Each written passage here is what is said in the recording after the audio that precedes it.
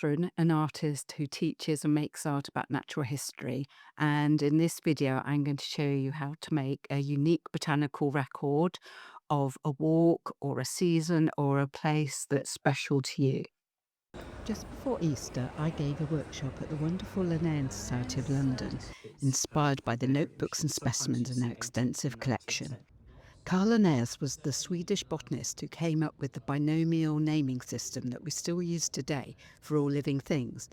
During his life, as well as his own collecting, many other naturalists would send him items from all over the world, and these, along with many letters and books, are now housed in Burlington House, also home to the Royal Academy of Arts, for scientific study and public engagement. I'll link a video here where I share how I managed to take all my art materials to London on the train and show you some behind the So scenes I've made peeks it of what here, happened on the and day. that's the view. I devised a project where we would use leaves collected from native British trees for printing with the jelly plate and incorporating into an accordion style book. And I'm going to show you today exactly how to make it. In this first video, we're going to cover the pages, and then there'll be a second video where I show you how to make the cover and put the whole book together. I also have a free worksheet covering all the details, and you can get that at the link below. I was inspired by a jelly arts video by Marcia Volk, where she used envelopes to make a zigzag structure. I thought it'd be fun to combine this with an accordion style spine to make it seem more like a small book and give more opportunity to add ephemera using the envelope pockets. If you've seen some of my other videos, you'll know that I've been using jelly art printing plates for years, and the company very kindly gave me enough of their 6-inch gel plates, which perfectly matched the size of envelope I wanted to use, and meant that all the participants could print with one. None of them had done gel plate printing before, so this was a great introduction for them. Here's everything you'll need to make your pages: your 6-inch jelly plate, your 6-inch envelopes. I like the ones with oblong flaps rather than the triangular ones. Some thin paper. I like to use calligraphy paper, but you can use tissue paper or copy paper. And I always have 1 or 2 rough sheets around for roll-off. You want your roller or your brayer, and to print with either acrylic paint or a water-based block printing ink. I'm using some, as I say, British native leaves that I've preserved in glycerin, and I'll link a video where I share how to do this. It's a very simple process, but it means that the leaves stay nice and pliable and good for printing with. But you can use other plant material, anything you fancy really.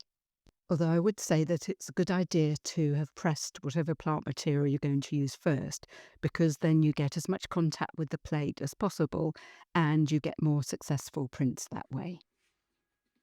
I'm adding a little fluid retarder to the acrylic paint. This means you've got a longer time to work with, because this is just a one-stage printing. We don't want the paint to dry on the plate before we print from it. I'm using quite a small amount of the paint on the plate, and having add the fluid retarder, it does make it a little bit more watery, so you don't need to use quite so much. And I'm rolling it out with a light touch. If you hold your roller in a quite relaxed way, you actually get a more even spread. Sometimes, of course, you have to add a little more. It really depends on the atmosphere and how warm your room is where you're working, how dry it is. So it's quite a good idea to do 1 or 2 practice sheets before you go straight into your pages. So I'm pressing my first leaf into the plate. This is a sycamore, I think. And I'm doing it quite carefully because I don't want it to smudge at all. And I'm getting my thin paper to take the excess paint off the plate, and also by pressing into it I'm going to get a nice impression into the plate. And you can use a roller as I'm doing here, and then you'll get an image on both sides of this paper. And don't throw this paper away because it's wonderful for collage afterwards. That's another reason why it's good to use thin paper, because you can layer it up really beautifully over other pages. So I'm smoothing the envelope on, just a point that if you keep the flaps on one side or the other, that makes it ideal for attaching to the spine at the end. And I'm trying to get a really good impression, so I'm going over and using my hand just to smooth it down. Now, you could leave this for longer just to make sure that it's transferred, but I was a little bit impatient, and luckily I got quite a good print with that first one. So that's it. It's quite a simple process. You might want to practice a bit or maybe have more envelopes, and then you can choose the best ones at the end for your book. I'm just giving the plate a little bit of clean with some kitchen paper. If any of the paint dries on the plate, I would use a little bit of baby oil to get the remainder off. So I'm just going to speed up this next bit, and you can see me making all the pages for this book.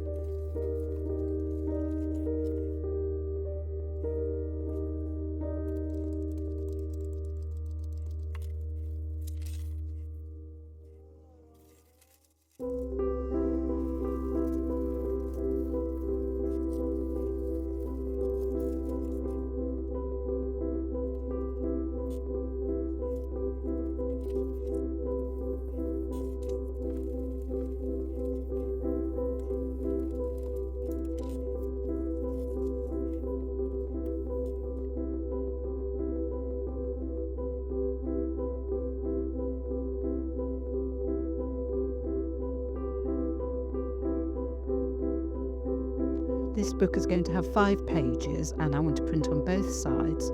So once I've completed those, I start again, and I can start with the first one because that will be completely dry, because I'll need to press down to make the other page.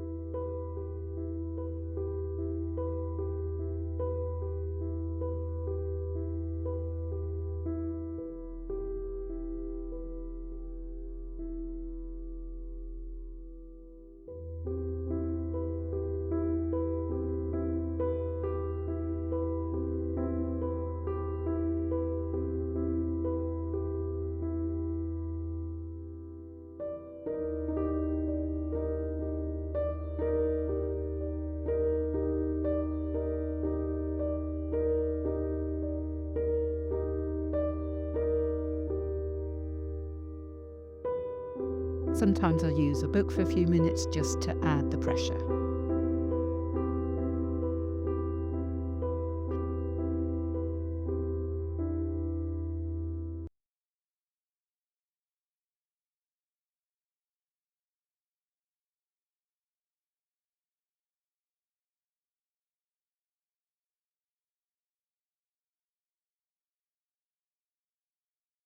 Now to make this look more like a real sort of scientific collection rather than just an arrangement of pretty pictures.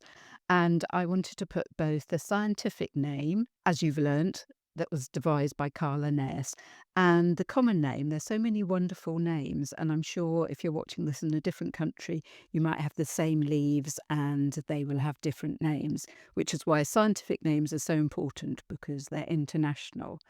And I taught myself to do cursive writing, which is what you call sort of old fashioned joined up writing, for another project I was doing about the 17th century naturalist. And I'm not very good at it. I've only sort of learned quite recently, and it's not the best handwriting in the world. But what I like about it is that it's authentic because it's my handwriting. So I would urge you, even if you think your writing isn't very good, it will just make it really personal. And you could always do more writing. You could write, you could put on a piece of paper that went inside an envelope an account of where you found the plant material or what you were feeling or what the weather was like when you picked it. Anything that makes it observational and personal to you. Here are all my finished pages that I made in that session. And just to say, I used black because I really like the sort of graphic quality, but of course you can use any colour you like. And I think they've come out really nicely. I hope this has inspired you to make your own botanical collection. In the next part, we'll bring all of these printed pages together. We'll make our cover using more jelly plate printing, and we will add elements like found objects and ephemera inside our envelopes. You'll have created an item that's both personal to you and to the place where you live. So I hope to see you in part two. In the meantime, I'll add a playlist where I've got my other jelly plate printing techniques and methods and a link to the Jelly Arts YouTube channel where you'll find loads and loads of inspiration and techniques. And don't forget my free resource, which is the worksheet that I made to go along with this workshop, and you can get that in the link below. See you soon.